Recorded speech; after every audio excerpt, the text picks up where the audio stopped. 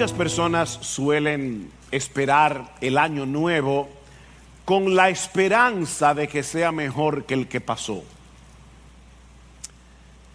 Como si el hecho de tener un calendario sin estrenar sea equivalente a la posibilidad de que esta vez los meses vendrán cargados de cosas buenas.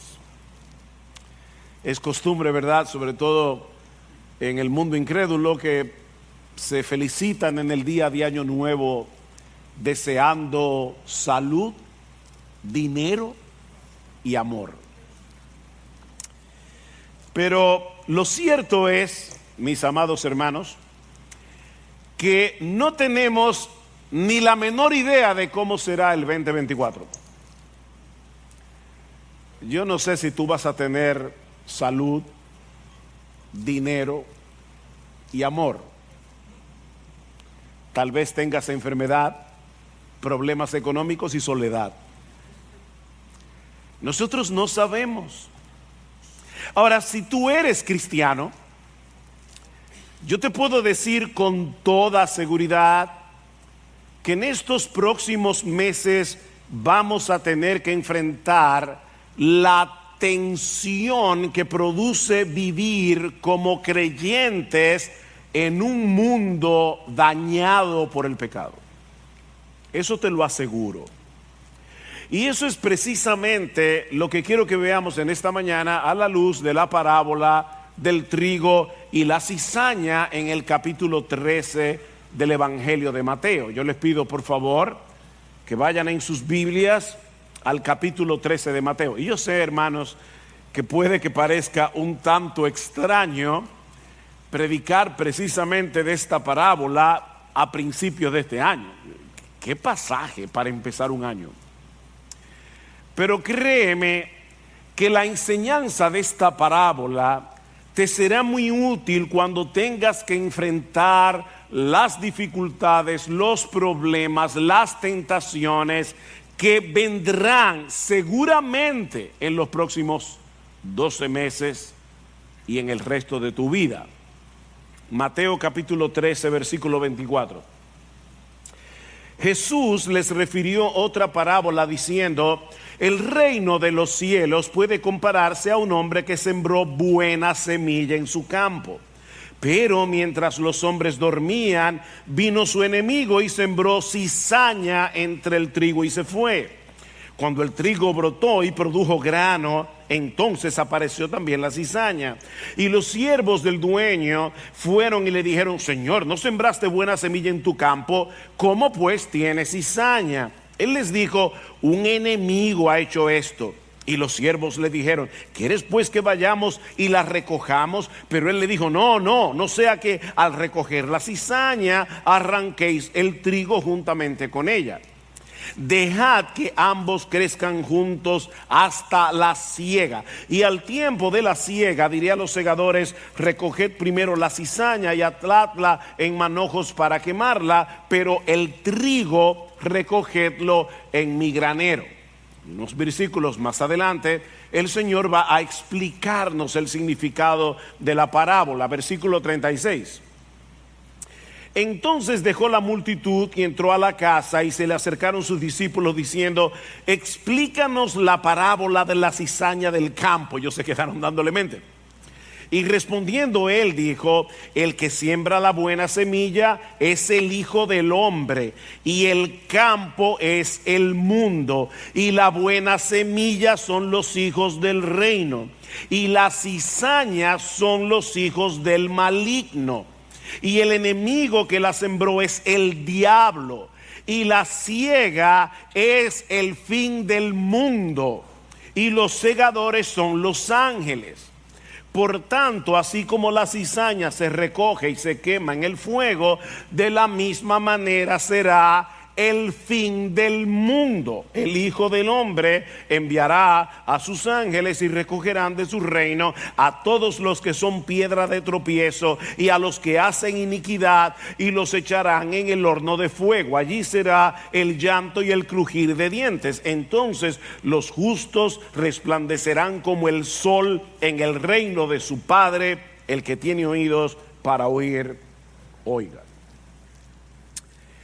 Hay 4 cosas que yo quiero que veamos en esta parábola. Y la primera es el problema de esta parábola. El problema de esta parábola. Un pastor y teólogo, amigo nuestro, Sam Waldrum, dijo una vez, en una forma un tanto enigmática, que el problema de esta parábola es que no tiene ningún problema. El problema de esta parábola es que no tiene ningún problema. Mis hermanos, ¿cuál es la enseñanza de esta parábola? Bueno, que hasta el día del juicio vivirán juntos en este mundo el trigo y la cizaña, los hijos de Dios y los hijos del diablo. Noten otra vez el versículo 37. El que siembra la buena semilla es el Hijo del Hombre, el campo es el mundo, la buena semilla son los hijos del reino y la cizaña son los hijos del maligno. Noten, mis hermanos, algo sumamente importante, que el campo no es la iglesia. ¿Lo vieron allí? El campo es el mundo. Y digo esto porque mucha gente cita esta parábola para decir que no todos los que forman parte de una iglesia realmente son cristianos. En la iglesia hay trigo y hay cizaña, y eso es verdad. En esta guerra muchos enemigos se disfrazan con nuestro uniforme, pero son del enemigo. Pero esa no es la enseñanza principal de esta parábola. Lo que Jesús está enseñando aquí es que en el campo del mundo crecerán juntos el trigo de Dios y la cizaña del malo. Y de paso, noten que solo existen 2 categorías: los hijos de Dios y los hijos del diablo. El trigo y la cizaña, aunque a veces la cizaña es tan decente que parece trigo, pero sigue siendo cizaña. Por eso es que muchas, sobre todo, muchos y muchas jóvenes de la iglesia terminan engañados, metiéndose en un noviazgo con inconversos.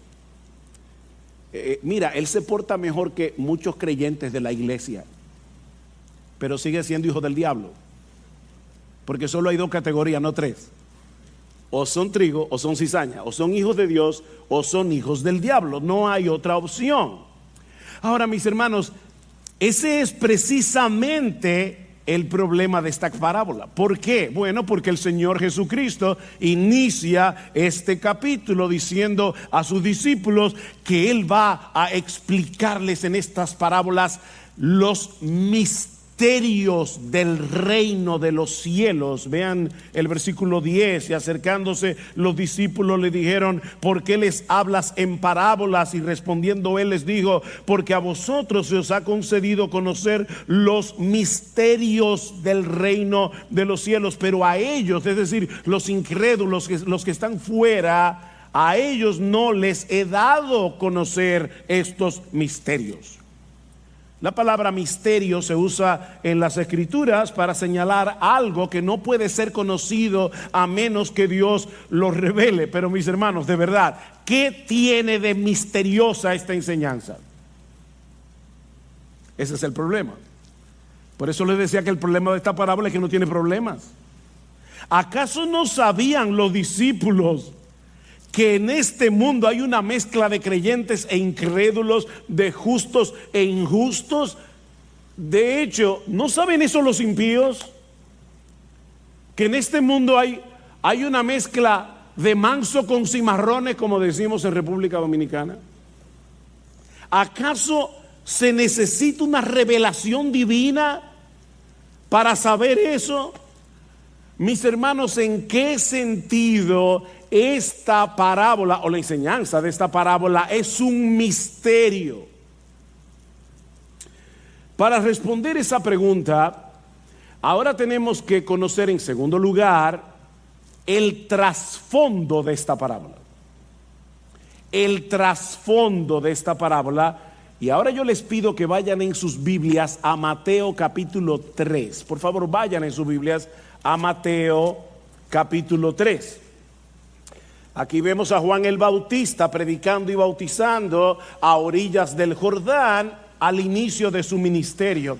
¿Y cuál es el contenido de su mensaje? El mismo de Mateo 13. Mateo 3 es indispensable para entender Mateo 13. Noten el versículo 1.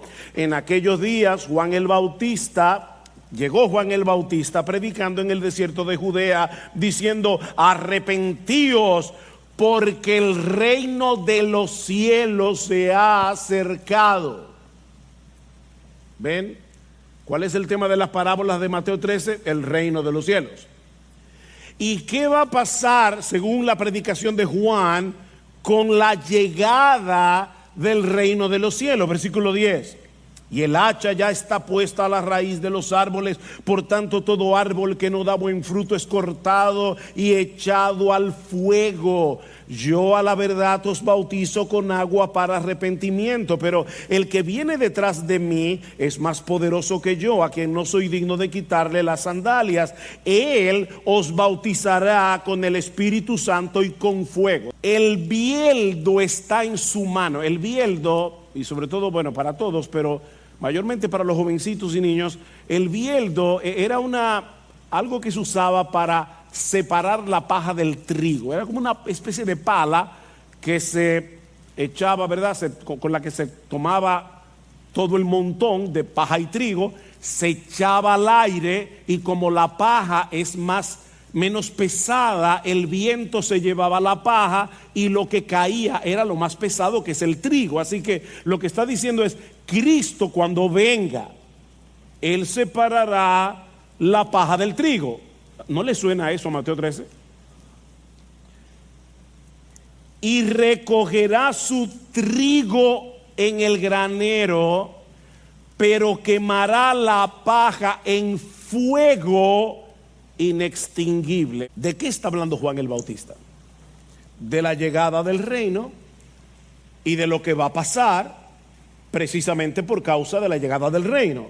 ¿Qué va a pasar? Dice Juan: que los justos serán bendecidos con vida eterna en el granero de Dios, y los injustos, los malos, serán cortados para siempre y echados en el fuego. El hacha ya está puesta a la raíz de los árboles, dice Juan, lista para cortar todo árbol que no da buen fruto. Y el Mesías viene a separar la paja del trigo. El trigo será guardado en el granero, mientras que la paja será echada en el fuego. ¿Cuándo va a suceder eso? Cuando venga el reino de Dios, dice Juan. El problema es que unos meses más tarde el Señor Jesucristo va a enseñar que ese reino había llegado con la venida del Rey, que es el mismo. O sea, ese reino ya llegó al inicio del ministerio de Jesús, pero nada de eso sucedió. Los malos seguían aquí. Ahí está el problema. Vayan conmigo a Mateo 12. Y ustedes que me conocen y me han oído muchas veces predicar, me han oído esta frase también muchas veces. Mateo 12 se encuentra antes de Mateo 13. Y eso es sumamente importante, porque eso nos va a dar una idea de por qué Jesús tuvo que dar a los discípulos varias parábolas acerca del reino.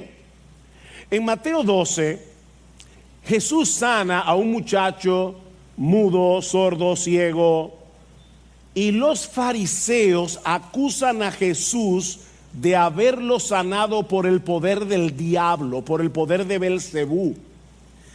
Y Cristo les dice, versículo 25, conociendo Jesús sus pensamientos, les dijo: todo reino dividido contra sí mismo es asolado, y toda ciudad o casa dividida contra sí misma no se mantendrá en pie. Y si Satanás expulsa a Satanás, está dividido contra sí mismo. ¿Cómo puede entonces mantenerse en pie su reino? Ahora, si yo expulso los demonios por Belcebú, ¿por quién los expulsan vuestros hijos? Los apóstoles que andaban con Cristo. Por tanto, ellos serán vuestros jueces. Pero si yo expulso los demonios por el Espíritu de Dios, entonces el reino de Dios ha llegado a vosotros. Pregunta: ¿por qué poder expulsaba Jesús los demonios? Obviamente por poder del Espíritu de Dios. Así que lo que Jesús está diciendo aquí es: el reino de Dios ya llegó. Pero eso no parece encajar con la predicación de Juan el Bautista en Mateo 3. Porque los malos no solo seguían en el mundo, sino que seguían haciendo daño.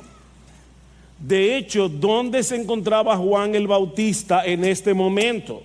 En la cárcel, porque había denunciado el adulterio del rey Herodes, y ese era el último lugar donde este hombre esperaba estar luego de la llegada del reino. Si Cristo es el Mesías y el reino de Dios ha llegado, ¿por qué los injustos continúan en el mundo? Y lo que es todavía peor, ¿por qué continúan teniendo dominio sobre los justos? ¿Cómo puede ser posible? Fue este conflicto lo que dio lugar a la escena que está en Mateo 11.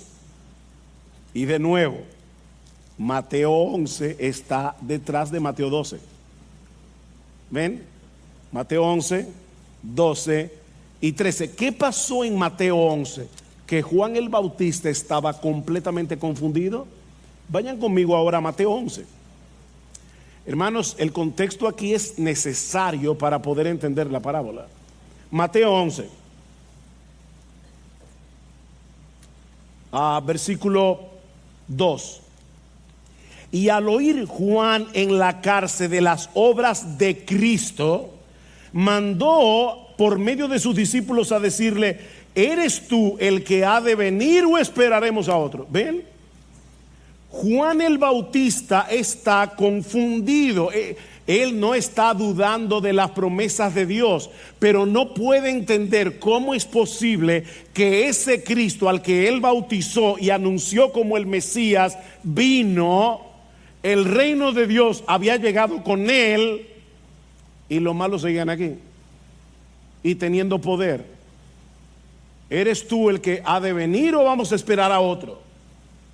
El problema de Juan, mis hermanos, es que él pensaba que el reino sería inaugurado con la llegada del Mesías e inmediatamente vendría la bendición de los justos y el castigo eterno de los injustos. En otras palabras, Juan veía la llegada del reino prometido como alguien que contempla desde lejos dos montañas, una detrás de la otra. Yo no sé si te ha pasado eso. Tú estás a lo lejos, ves dos montañas y parece que los picos están bien cerca.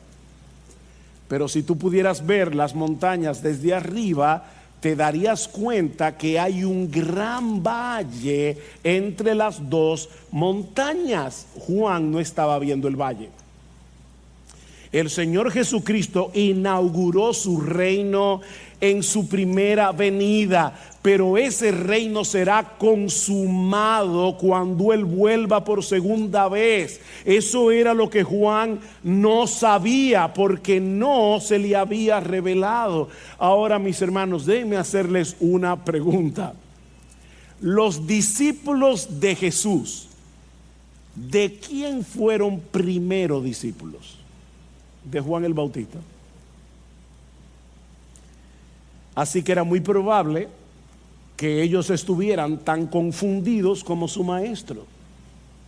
Para ellos también debía ser muy confuso que Jesús fuera el Mesías, el rey de Israel, y que los malos siguieran aquí y que su antiguo maestro Juan estuviera preso por orden de un rey corrupto, de un rey perverso. Estos hombres necesitaban una explicación.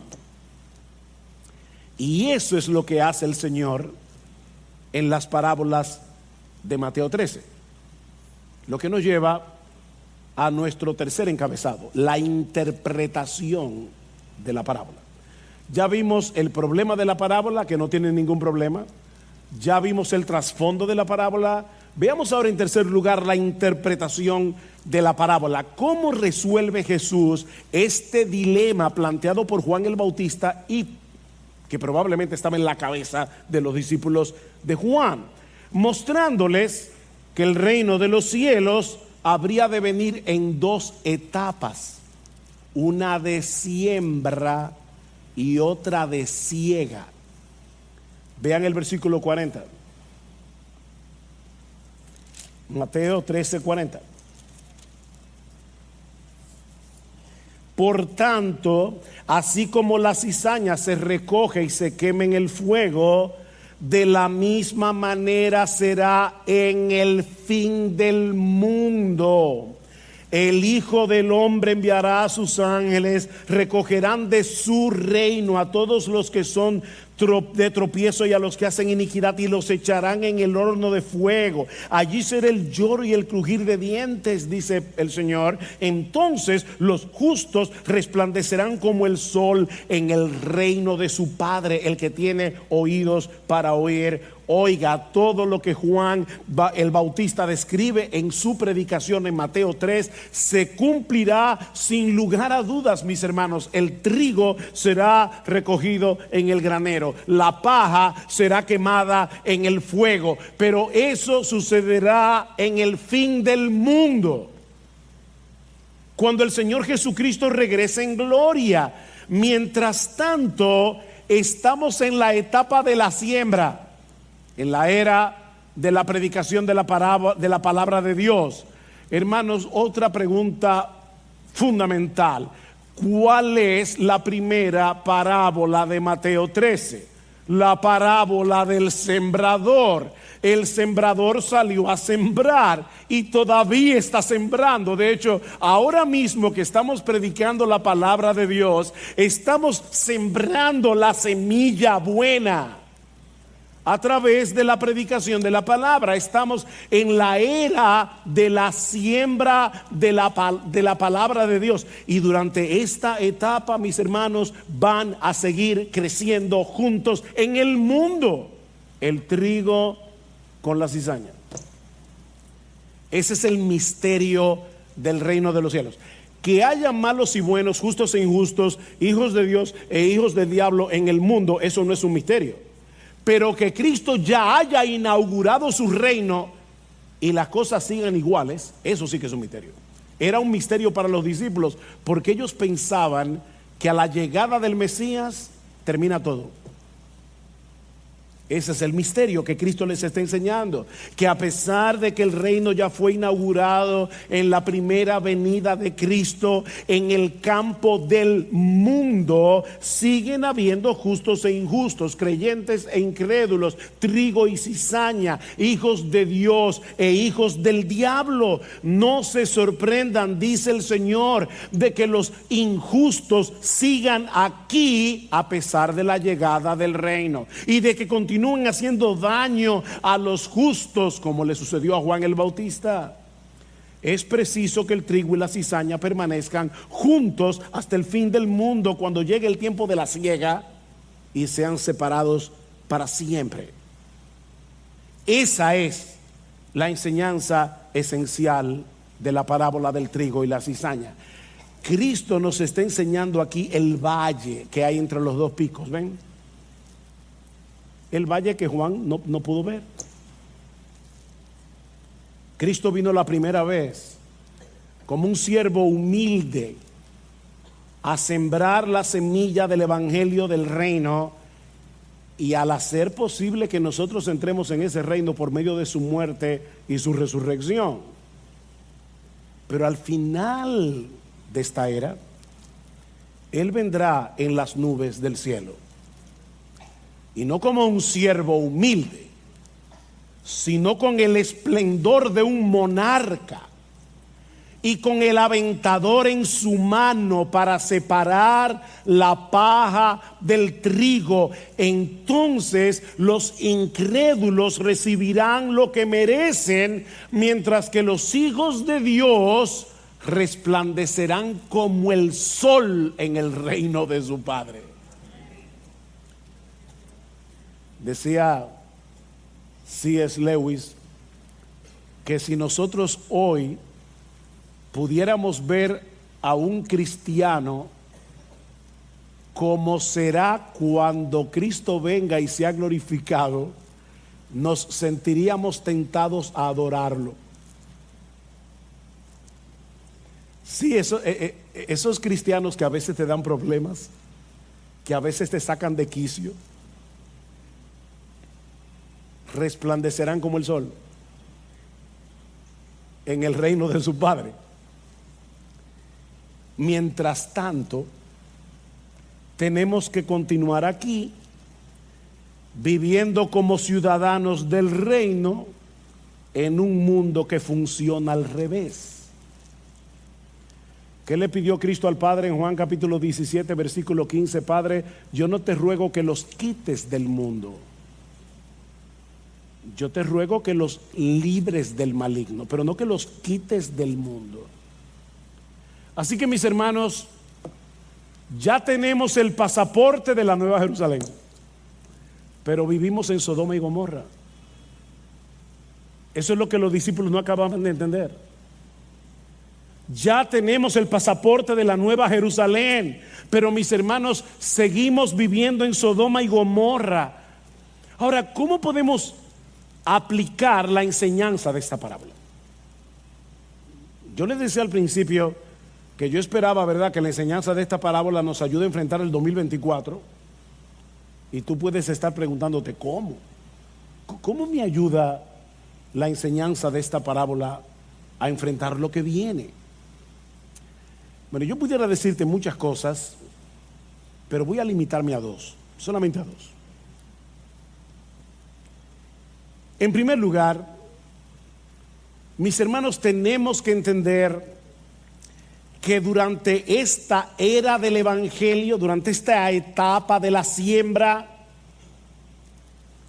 veremos crecer juntamente el reino de Dios y la influencia del mal. Las dos cosas. Versículo 30. Cuando los ángeles le preguntan, ¿arrancamos la cizaña? No, dice, no. Dejad que ambos crezcan juntos hasta la siega, que es al fin del mundo. Algunos presuponen que el crecimiento de uno debería significar la disminución del otro. Yo no sé, hay personas que piensan, si la iglesia estuviera haciendo su trabajo y evangelizando el país, aquí no habría tanta corrupción, tanta maldad. Eso es una utopía. Eso es una utopía. Mis hermanos, ambos crecerán juntos. La maldad no desaparecerá de este mundo hasta que Cristo vuelva. Pero ¿saben qué? Por más que avance el mal, nunca podrá destruir a la iglesia, nunca podrá impedir que la iglesia cumpla su misión. Nunca. Ambos crecerán juntos. Vean el versículo 31, les refirió otra parábola diciendo, el reino de los cielos es semejante a un grano de mostaza que un hombre tomó y sembró en su campo, y que de todas las semillas es la más pequeña, pero cuando ha crecido es la mayor de las hortalizas y se hace árbol, de modo que las aves del cielo vienen y anidan en sus ramas. ¿Cómo comenzó este reino de Cristo? Con 12 hombres.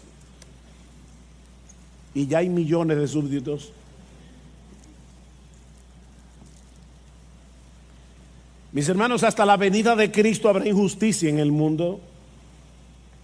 Habrá guerras, abusos de poder, falsos maestros. Eso no terminará cuando se mueran Joel Austin, Cash Luna, George Maldonado, Ana Maldonado y todo ese grupo de falsos maestros. Ay, pastor, ¿y usted cree que es correcto decir esos nombres? Sí, es correcto. Es correcto. Son hijos del diablo haciendo más hijos del diablo. Hasta que Cristo venga, habrán hackers que te roban tu cuenta. Hasta que Cristo vuelva, habrán políticos corruptos. Y eso es bueno saberlo en un año de elecciones. Mi hermano, vota bien. Vota bien. Esa es tu responsabilidad. Pero no pongas tu esperanza en los políticos de turno.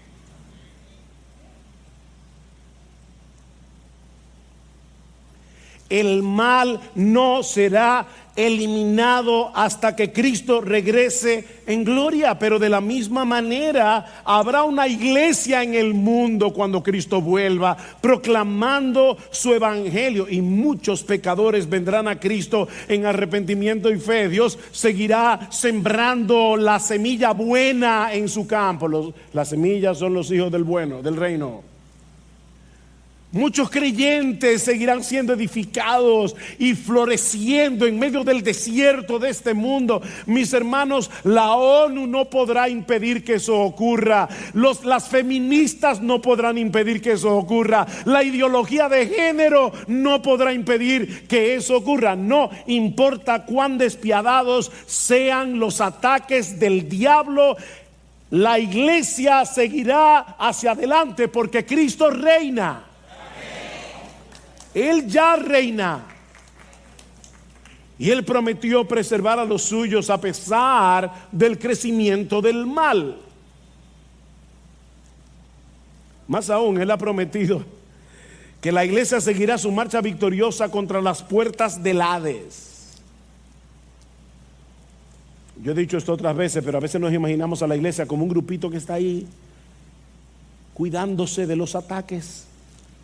No, es el diablo el que está cuidando las puertas del Hades para que nosotros no penetremos en su reino y libertemos a sus cautivos.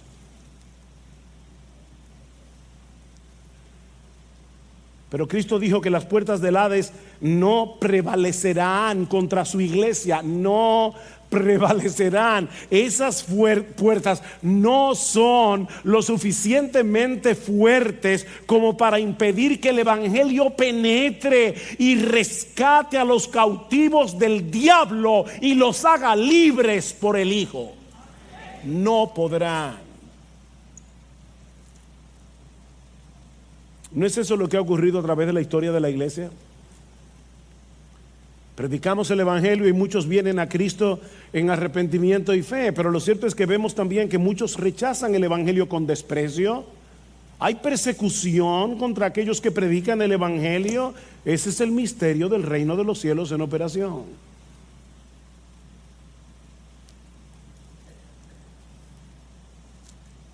Pero esa enseñanza de la parábola del trigo y la cizaña nos ayuda a entender, en segundo lugar, por qué enfrentamos tantas dificultades en nuestra vida cristiana práctica. Por un lado, el Nuevo Testamento afirma que ya estamos en el reino si somos cristianos.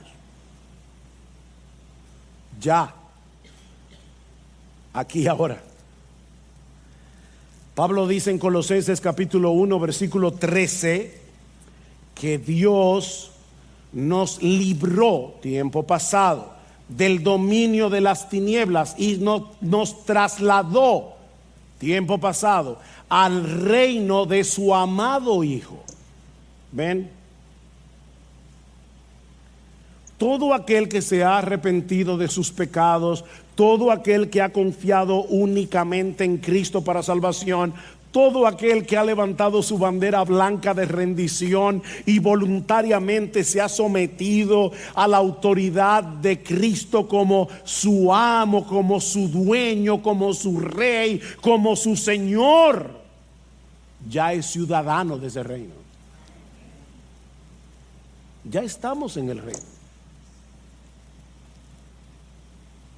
Pero continuamos viviendo en un mundo caído, en el que todavía tenemos que enfrentar a muchos enemigos, muchas tentaciones. Pablo dice en 1 Corintios capítulo 15 versículo 25, escuchen esto, dice: es preciso que Cristo reine, Él reina, hasta que haya puesto a todos sus enemigos por estrado de sus pies. ¿Ven el punto? Él está reinando, pero sus enemigos siguen aquí. Todavía siguen aquí. Y no solamente afuera, a través de la cizaña, del diablo, el mundo, sino también dentro de nosotros. Mis hermanos, aunque el pecado dejó de ser nuestro rey, en el mismo instante en que nosotros nos convertimos al Señor, Cristo vino a ser nuestro rey. Él plantó su bandera en nuestro corazón, pero el pecado todavía sigue morando en nosotros. El pecado sigue siendo una amenaza de la que no debemos descuidarnos. Recuerden que estamos en el reino, pero viviendo en un cuerpo que no ha sido aún glorificado y en un mundo que sigue siendo problemático. Ese es el valle. Es por eso que a veces estamos alabando al Señor con gozo, estamos deleitándonos en su palabra, y de repente nos llegan los pensamientos más horribles. ¿No te ha pasado?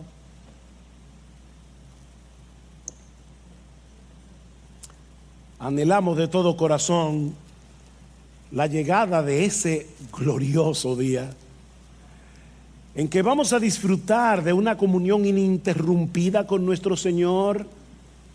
Nunca más sentiremos la vergüenza y el dolor de haber pecado. Nunca más percibiremos tibieza en nuestro corazón, falta de pasión por Cristo y el Evangelio, mis hermanos. Nunca, nunca, nunca más. Pero eso será realidad únicamente en el reino consumado de Dios. Mientras tanto, tenemos que aprender a vivir en ese valle que separa la siembra de la siega. Tenemos que aprender a manejar la tensión de tener el anticipo, pero no la herencia completa. Al Espíritu Santo morando en nosotros, pero sin haber sido perfeccionados, sin haber sido librados de la presencia del pecado. Y por si acaso, no decimos esto para que los creyentes sean complacientes en su lucha con la tentación. Lo decimos para que comprendan, mis hermanos, esa lucha que se genera en nuestro interior cada día, para que estas batallas no te desalienten, para que no quieras tirar la toalla al ver tanta contradicción en tu corazón. Todavía somos medios esquizofrénicos. Uy, pastor, ¿cómo así? Bueno, la palabra esquizofrénico, lo que significa en griego, es una mente dividida. Esquizo, división, fren, mente. Tenemos una mente dividida. No tenemos un corazón unificado, totalmente dedicado hacia el Señor, sin ningún otro interés. Si tú estás así, es que ya te moriste y no te diste cuenta.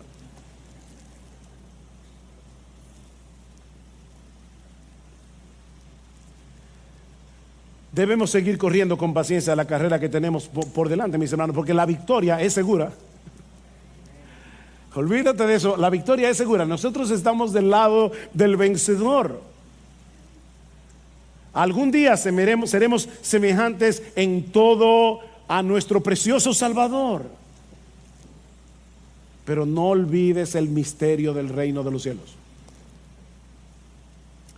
Amados, dice Juan en su primera epístola, ahora somos hijos de Dios. Ya somos hijos de Dios.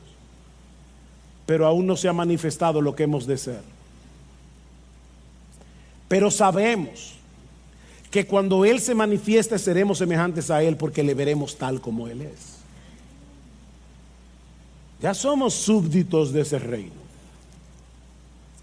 Ya tenemos el pasaporte de nuestra ciudadanía celestial, pero vivimos como extranjeros y peregrinos en un mundo caído.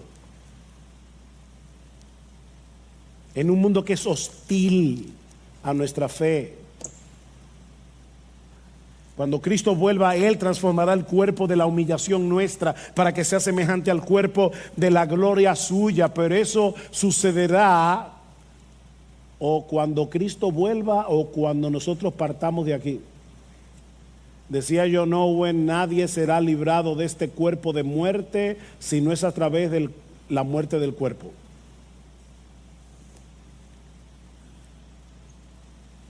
Eso explica también lo difícil que puede llegar a ser a veces la relación entre cristianos. Un mandamiento nuevo doy, dice el Señor, Juan 13:34, que os améis unos a otros. Que como yo os he amado, así también os améis unos a otros. El amor y la comunión entre los creyentes es una realidad que ya experimentamos como miembros que somos de un mismo cuerpo, el cuerpo de Cristo. Pero mis hermanos, ¿cuán compleja puede llegar a ser esa relación? ¿Cuánta perplejidad, verdad, nos causa cuando vemos que hay momentos en que los cristianos no se aman como debieran? O descubrir en la iglesia malos entendidos, problemas entre hermanos que no se resuelven bíblicamente, inmadureces, chismes, difamaciones. ¿Cómo podemos explicar eso? Bueno, entendiendo que todavía estamos en el valle de ese reino que ya fue inaugurado pero que no ha sido consumado. Aquí sí se aplica decir que todavía hay cizaña entre el trigo. Esa es una de las razones. Pero a veces pasa entre el trigo mismo. Porque todavía estamos luchando con nuestros pecados remanentes. Todavía nos encontramos en un proceso de santificación que honestamente no siempre avanza con la rapidez que quisiéramos. Ni en los otros, ni en nosotros. Ahora recuerda que esta es una moneda de dos caras, porque si bien es cierto que no somos ahora lo que seremos después cuando Cristo vuelva, también es cierto que ahora no somos lo que una vez fuimos. El poder de Cristo ha obrado en nosotros, nos transformó, cambió nuestro corazón de piedra en un corazón de carne. Ese poder sigue obrando en nosotros y continuará obrando en nosotros hasta el día de nuestra glorificación. Es por eso que los creyentes se arrepienten cuando son convictos de pecado. Eso es el Espíritu Santo que mora en ellos, llevándolos al arrepentimiento. Esa es la razón, mis hermanos, por la que no nos dejamos llevar por todos los impulsos pecaminosos de nuestro corazón. ¿Alguna vez tú has considerado todas las luchas y todas las victorias que los creyentes experimentamos cada día y que nadie ve? Todos los días. ¿Cuántas veces uno se queda callado cuando lo que desea en realidad es decirle dos o tres cosas al otro? Y uno dice, no, en estos días hablando con servicio al cliente, Señor, guarda mis labios de pecar.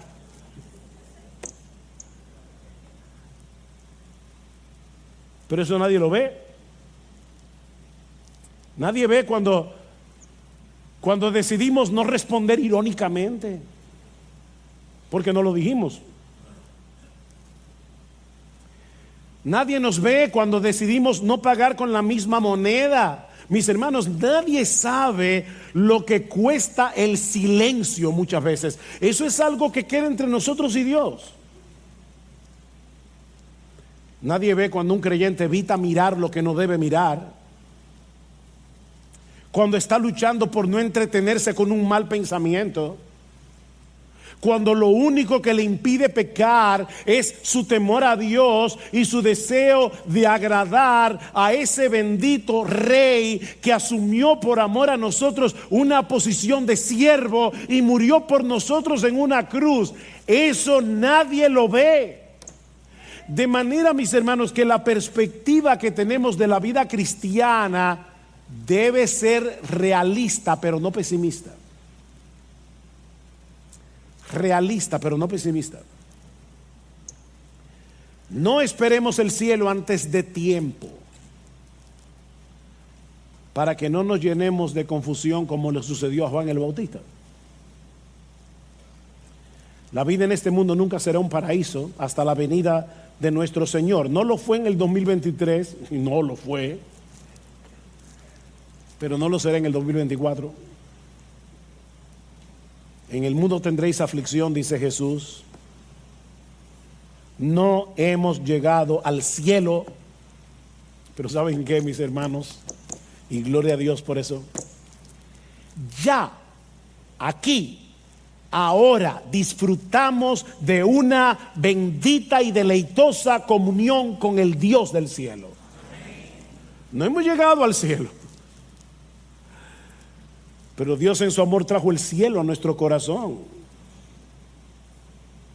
¿Qué dice Cristo a sus discípulos? Juan 14, no se turbe vuestro corazón, creéis en Dios, creed también en mí. En la casa de mi Padre muchas moradas hay. Pero ¿saben qué? En lo que llegamos allá, mi Padre y yo vendremos a ustedes y haremos morada en vuestro corazón. En lo que ustedes llegan a esa morada, ¿saben lo que vamos a hacer nosotros, el Padre, yo y el Espíritu Santo? Vamos a traer esa morada a ustedes hasta que lleguen allá.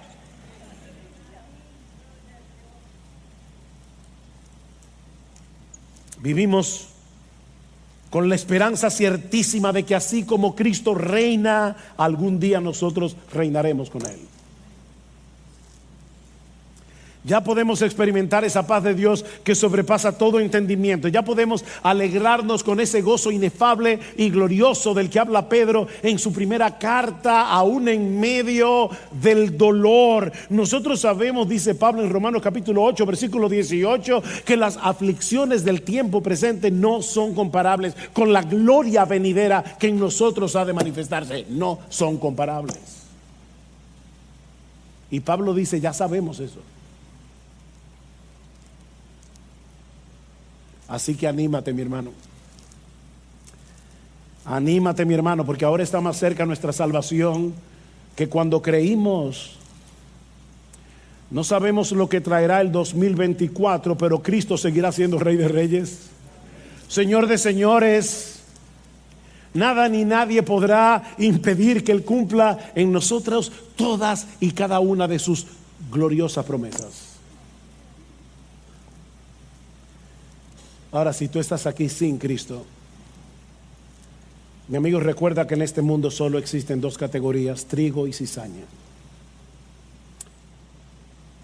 Los que se han sometido por la fe al reinado de Jesús y los que siguen rechazando su autoridad. No existe otra opción. Mi amigo, el día llegará cuando este reino que está oculto de tus ojos hoy será plenamente revelado. Pero nadie más tendrá la oportunidad de formar parte de ese reino. Nadie más. Cuando se cierre la puerta, nadie podrá entrar. El tiempo de la siembra habrá pasado para siempre y ya solo quedará el tiempo de la siega.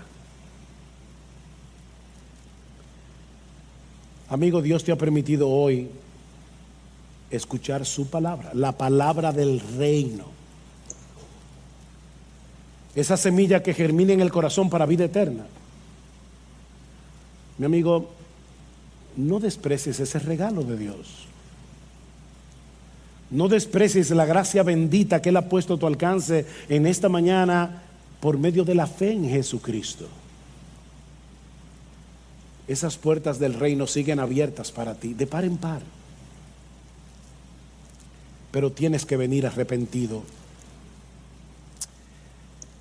Tienes que rendir por la fe tu corazón a ese rey que todavía te brinda la oportunidad de aceptar tu rendición. Por amor a tu propia alma, no cometas la locura de seguir en pie de guerra contra ese Cristo victorioso, porque no tienes la más mínima oportunidad de ganar esa guerra. No tienes la menor posibilidad. Acógete a su gracia, refúgiate en Él.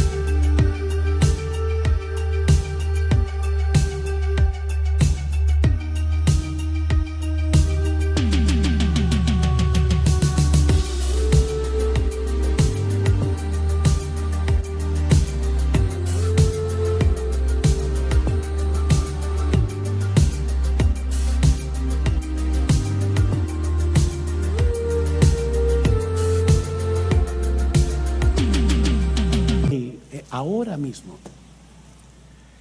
y serás recibido y aceptado como súbdito de ese reino que ya fue inaugurado y que en la segunda venida de Cristo será consumado para el disfrute y bienestar eterno de todo aquel que cree.